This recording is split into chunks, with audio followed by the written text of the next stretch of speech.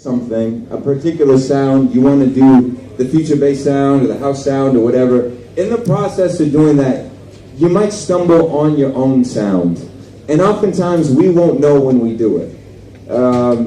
We won't know when we catch that thing that's magical about us. So have your friends around and put those songs out and be surprised when the universe tells you that you're doing something magical that to you sounded like a mess up or an accident. Always keep your heart open to it and your mind open to your mistakes, okay? There's no equation for people in the music that they will like.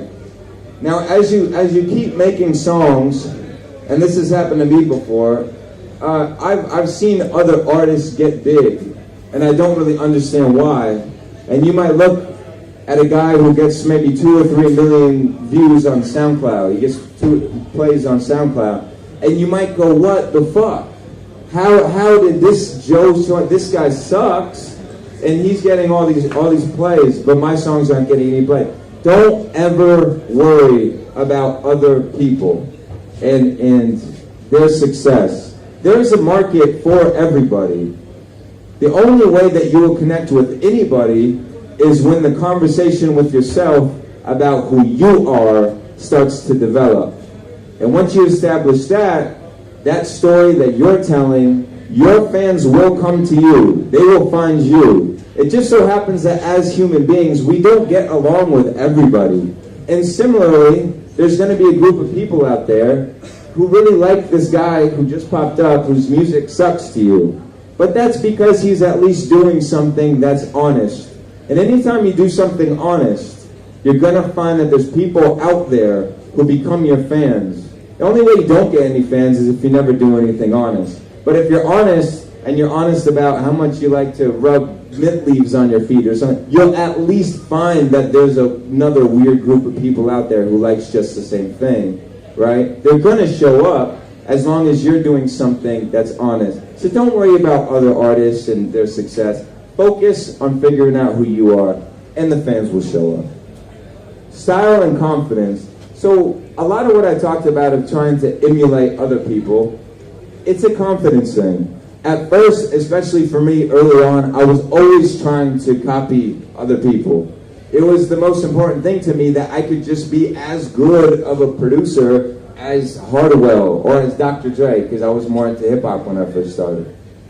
It was always more important to me to just sound like those guys. But through all the little things that you do, through all the hours that you spend, all the little things that you pick up, all the mistakes that you make, all of those things, the million little things that you pick up, they turn into you, your style. So when people sit around or they think and they overthink about what their style is supposed to be, what their personality is supposed to be, just know that it comes. It came to me over, how long have I been doing music? 10 years maybe before I started KSHMR. It's a long time.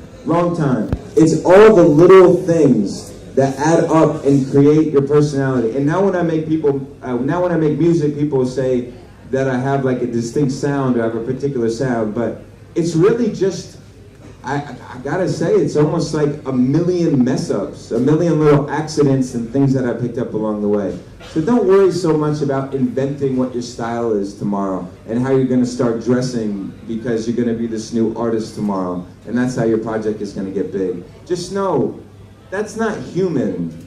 It is not human to invent a new version of yourself. But what is human and what is lasting and what is meaningful is all the little things that you're picking up along the way. All the different way that you do a kick drum, that you do a snare, that's going to add up to your personality. You just have to let it come with time. Don't try to invent yourself overnight. It's very complex and it's very subtle. But as those things do add up, people start telling you that you have a sound. And that's going to be the difference that makes you a great artist. So bear that in mind. Okay, when it comes to music theory, I'll try not to geek out too much and bore you guys with a lot of music theory stuff. But I will say that everything I learned online. I didn't learn in school. If you guys want to write, if you're going to write any one thing down today, I'd say it should probably be these 2 websites. And these 2 websites are Hook Theory and Chord House. all I really learned were the scales and the chords. And then after you learn the scales and you learn the chords, you should go and learn how to steal chords from other great songs. You should steal them, and then you should figure out why they work.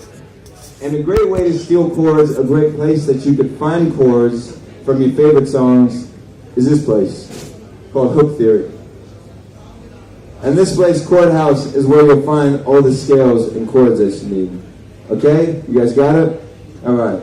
Don't be intimidated, because all chords are really based on a simple triad. How many of you guys know what a triad is?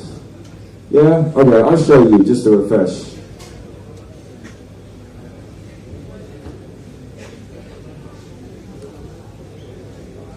So here I made an A minor scale. This should be pretty familiar to you guys. What do you notice about the notes? All the notes are on the white keys. You can't really see, I don't know, can you see? I don't know how well you can see. That first note there is an A. That's a B, that's a C, that's a D, that's an E, that's a... Thank you. That's a G, and then we come back here to an A. So really you have 7 notes. You've just got 7 notes in this scale. I don't say the A because the A is just a repeat of the first note. So you got 7 notes here. Those are the notes that you can play in a standard A minor scale. So what's a triad? Well, a triad is really just when you start putting notes on top of other notes. And it looks like this. What's the first chord? A minor, right? And then the second one that you got is a B. It's one of the messed up ones. Yeah, that's a mess up. It's supposed to be a B diminished. Yeah, that chord sucks. Don't worry about that chord. The next chord is what? A C major, right? And then you've got a D minor. So basically what you've done here is you've created a triad. When I say a triad, it's real easy. It's 3 notes, right? They're each separated by 1 note in the scale. You can't hit that note, can't hit the B because it's not separated. You need to separate it by 1. So that gives you the A, gives you the C, and it gives you the E. I'm sorry it's not more clear, but that basically makes sense to you guys, right? Triad. If you're not really familiar with triads, go learn them. They're really not that complicated. When people talk about music theory, it really just revolves around putting a few notes on top of each other. Let's just leave it at that, okay?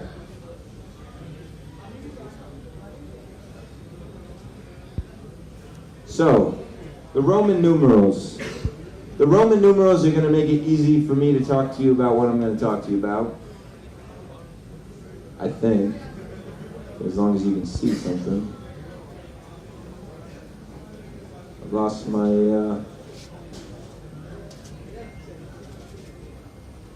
How do you... essentials, reset essentials. There we go.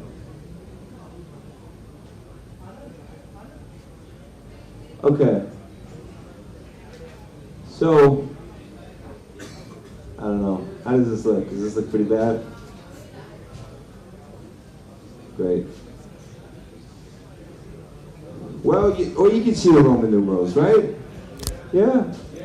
Okay. All right.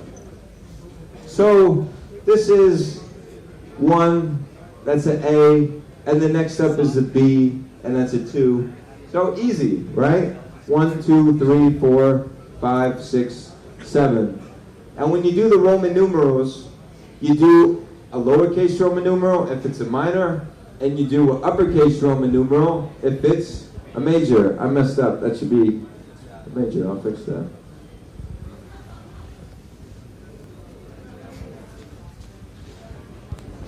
Okay, so these, when you go online and you're trying to learn a little bit of music theory, I'm trying to show you that it's really not that complicated.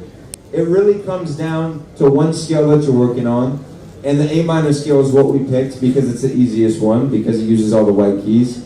And you've just got your first note, your second note, your third note, your fourth note, etc., as can be played by only using the white keys because you're in the A minor scale, all right?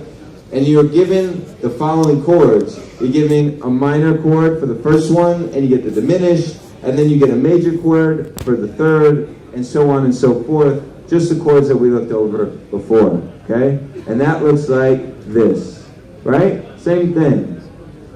1, 2, 3, 4, 5, 6, 7. So when somebody says, I'm going to go from the 1 to the 5 to the 6, and you're just like, your head is spinning, I don't know what this guy's talking about, it's really not that complicated. You just got to remember what they are, all right? So, from there, I'll show you a few tricks. Yeah, I'm just chanting the major, relative, minor. Just so you know, A minor is the same as C major. Do you guys know that? Yes. Okay, all right. I'm just going to go with the people who say yes. I like you guys. Make my life easier. So why is V important? So the only reason that I bring up the music theory thing is not just to give you some big lecture on music theory. I'll leave that to somebody else. But one thing that I learned that is incredibly important is this thing called V. Now if we go back and we look at the chords that are available to us, here. What is V in the case of A minor? What is that chord? Yeah, it's the E. It's the E, right? So, if you're looking at this is your A minor. Does that show up okay? Yeah, all right. So that's an A minor. You've got the power of the V, which I want to show you guys. The E is your V. That is because it is a 5. 1, 2, 3, 4, 5, right? And that is so powerful because it always wants to go back to the 1. And here's what I'm talking about. Let's just make up a chord progression at random. Here we got an A. We'll go to a D. That's available. We'll go to the F. That's available. And finally, we're going to go to the E. But in this case, we're going to make the E major. And this is a way that you can sort of cheat, you could think of it, in music theory. You can't use this note typically, because what? It's a black key. But because it's the V, the power of the V says it shall be that you can use it with incredibly satisfying results to always come back to your first chord. That's because it is the 5 of your A minor. It will always come back here nicely.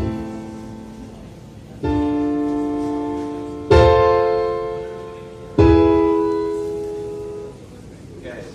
Should have looped that for emphasis. But you can cheat.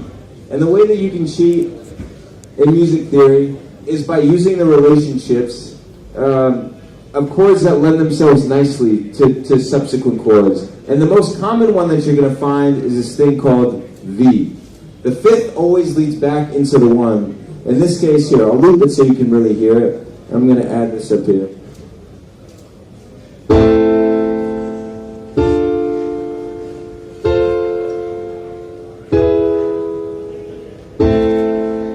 It will always, I wish I had a MIDI controller so I could show you guys, but because it is the 5th, it will always resolve back into the 1. That is basically what I'm trying to convey to you here. And it's an example of how you can cheat music theory in the sense that you can sneak in notes that don't seem like they belong in the scale. The way that we've done it here is we took that note, which is the A flat, and it should have been a G, but because of the power of the 5th always leading back and resolving into a 1, we're able to sneak it in there. So that's an example of how you can cheat if you guys are used to regular minor and major scales. Another thing that I like to explain to you guys, well, this really takes more of a keyboard. I need a keyboard to show you. But I'll skip to the half-step relationships and the full-step relationship. So sometimes people ask me about, are there certain notes or there certain types of melodies that are hits? And I don't think that's, it's not, you couldn't say that any certain notes in a scale are made for hit melodies or not. But certainly the half-step relationships that are available to you are going to create a darker sound, whereas the full-steps relationships that are available to you, they're going to create more of an uplifting sound. So if you go between these notes, for instance,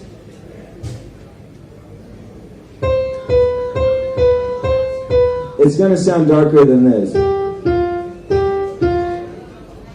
And without a keyboard, shit, how could I show you this? You can use ASD and all that. Yeah, I could use the, right. Okay, I'll just mock something up real quick. Why not? You guys don't have anywhere to be, right?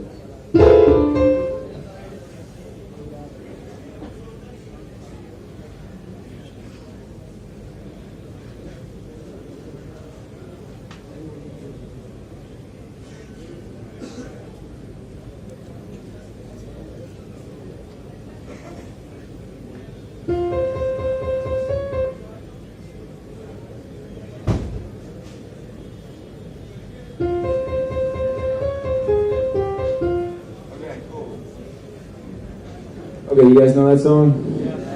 Yeah. Okay. So I'll just show you an example of how this could be more positive.